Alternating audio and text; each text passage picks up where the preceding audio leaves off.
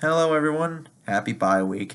So I'm here about a topic I'm not sure many people would want to talk about, which is at the mid-season point, who do we want to extend? And in this particular case, I'm talking about a one Anthony Barr, and if he is worth said extension. And he has missed the past two games, and the defense has looked pretty good these past two games. Obviously, one against a Lion team that's been up and down all year, and the other one against the Saints, which is a much more impressive outing for this defense, I think. But Barr on the season, at least statistically, he has no sacks. He has one quarterback hit. He has three tackle for losses, and he has 19 solo tackles, 10 assisted tackles. Obviously, 29 combined total tackles there. And Eric Wilson, who is the player I'm going to be comparing him to, as he's the player that's got more playing time in the absence of Anthony Barr. And although it's only been two games, so these numbers could be skewed a little bit one way or the other. And Wilson doesn't have a sack, he doesn't have a quarterback hit, and he has yet to have a tackle for loss. But he does have five solo tackles, he has three assisted tackles, and eight total combined tackles through these two games. And like I said, only two games, so it's a little hard to compare these numbers as a whole. So what I did was I broke them down into averages by how many games they've played. Barr playing seven, Eric playing two. And it isn't as far off as you would think in most of these categories. Obviously, neither of them have a sack, and on average per game, Barr is getting 0.14 quarterback hit a game. Obviously, zero for Eric Wilson. 0.43 tackle for losses a game for Barr. Zero for Wilson. But here's where numbers get they get close. They get closer than what you would think.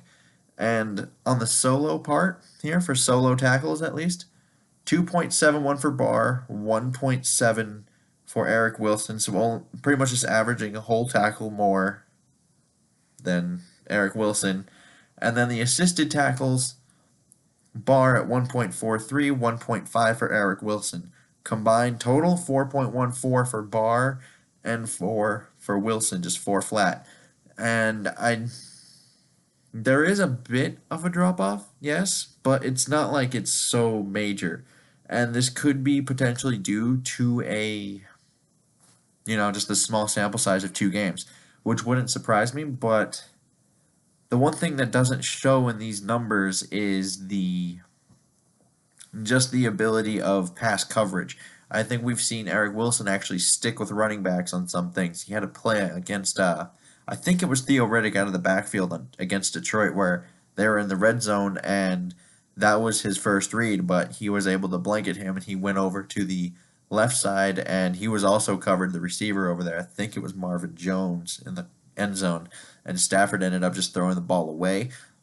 That's a play that I don't know if Barr can make. He has struggled in pass coverage since he got into Minnesota, and we've seen glimpses of him being able to progress there, but ultimately, I don't know if he's always going to be inconsistent there. And it kind of shows in just the yards per average, like that they are allowing these past 2 weeks compared to the first seven, which I know once again it's 2 weeks compared to seven. But Barr, with him in the game, they were averaging 256.14 yards pass yardage allowed. And with Eric Wilson in the game, they're allowing 153 and a half pass yards a game. So, and then what some people would think, well, how's the run game looking? Is that getting worse? Because you would think I think they have him listed at 6'1", 230 with Eric Wilson compared to Barr, who's 6'5", 255 on their listings anyway.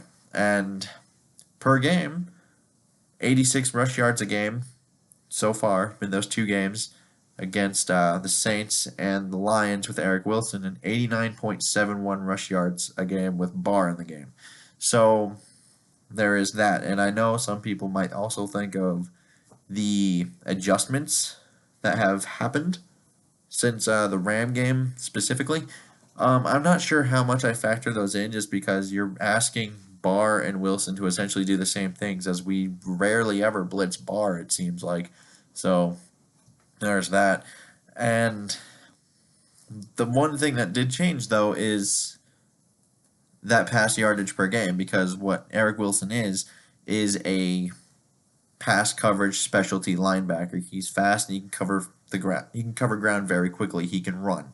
That's kind of his thing. He actually has pretty good hips for a linebacker, and he can cover people. That's his main thing. And that's where you see the difference. And in a league where maybe you give up a few rushing yards, where passing is becoming king, maybe you're okay with this. And am I saying Wilson is a long-term answer?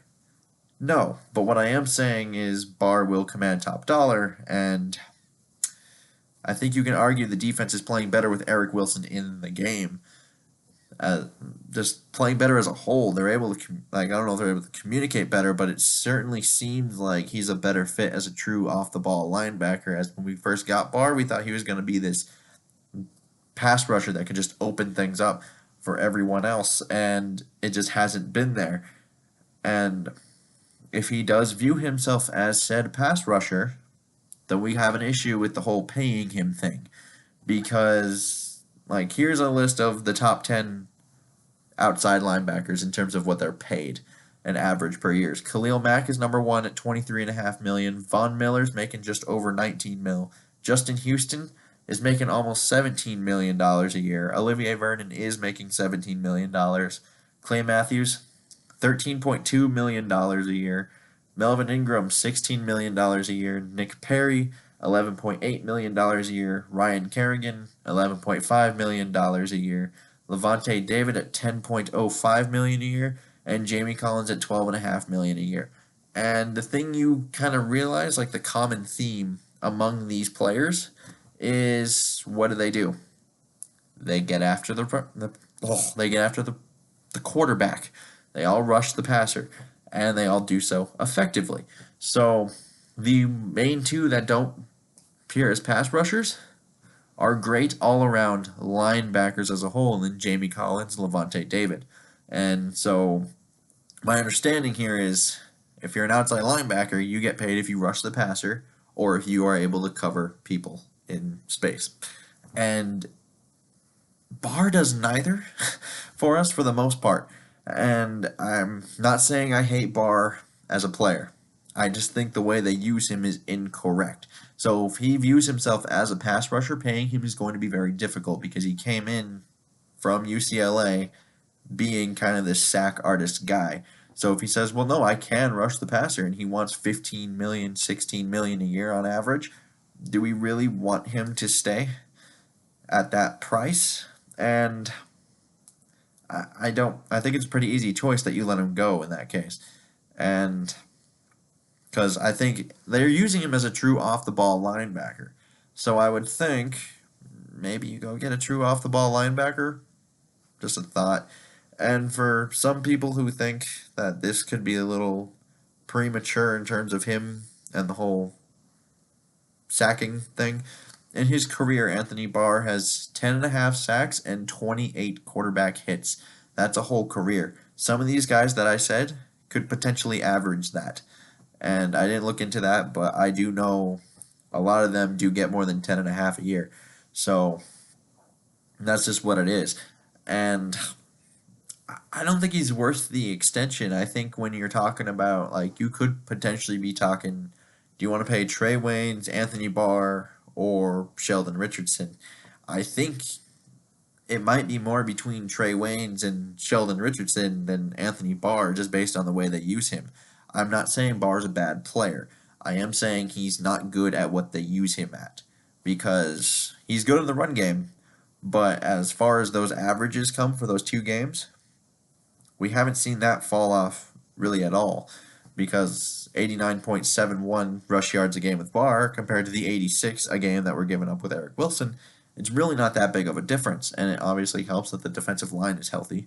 But the fact that these numbers, in terms of just actual production, is comparable to a first-round pick that we have in an undrafted free agent player in his second year, That's a little concerning. Something's wrong there. And like I said before, Wilson may not be a long term answer at this linebacker spot. And I don't really expect him to be a long term answer kind of guy, but I do expect him to kind of stick with the team for a while, be this backup reserve guy that might be able to play all spots. And but this is a problem. I think we can all agree with that we're not getting the production out of Barr that we should be getting from a top 10 overall draft pick. He was drafted ninth overall, and we don't have much to show for it other than some timely sacks, really, and some time and one timely turnover in Tampa Bay in his rookie year. That's really all we have from him, and I'm not sure it's worth the extension at this point. So I would like to know what you guys think down below, as I know this could be a very unpopular opinion, but I would like to know what you guys think. Comment down below. Until next time, I bid y'all adieu. Have a good day.